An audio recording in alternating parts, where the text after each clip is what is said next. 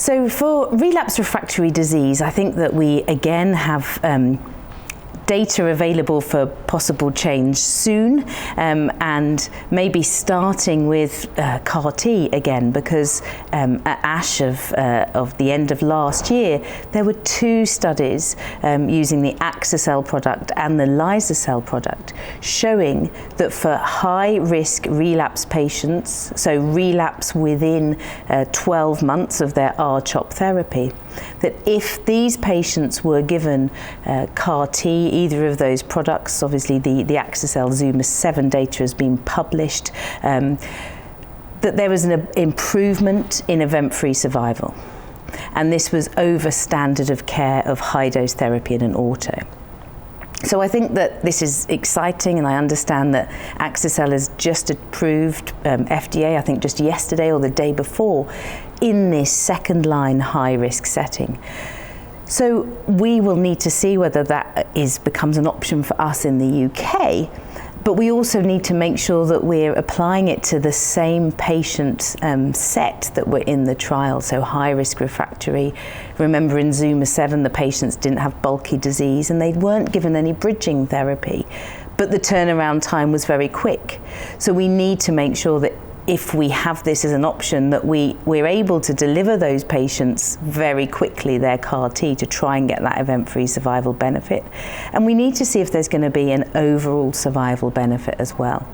So I think in a relapsed refractory setting, I'm interested in whether CAR T will move further up the treatment pathway.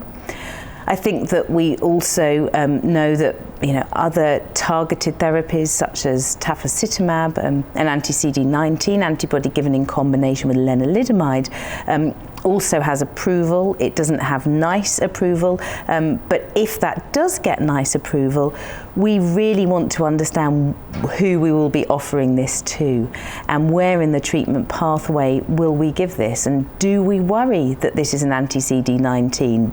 Would we think about maybe using it after CAR T because of the same target? So we need to see what is approved, understand how we sequence these options, and therefore then collect real-world data, because that's really important too. We need to make sure that we're getting the same benefit for patients as we do in a trial setting. And then finally, in terms of possible future, I think we're all very excited about bispecific antibodies, both in low grade and high grade. But there are now data for bispecific antibodies being very effective in patients who've failed multiple lines of therapy. But we want to know more about the durability. So it's obviously easier to give, it's off the shelf, so we don't have that concern about manufacturing periods and apheresis, but we need to know that it has durable response for patients. And many have toxicities as well. So in a relapsed refractory setting, I think again it's identifying which patient will benefit from which option, and the sequence is very important to understand.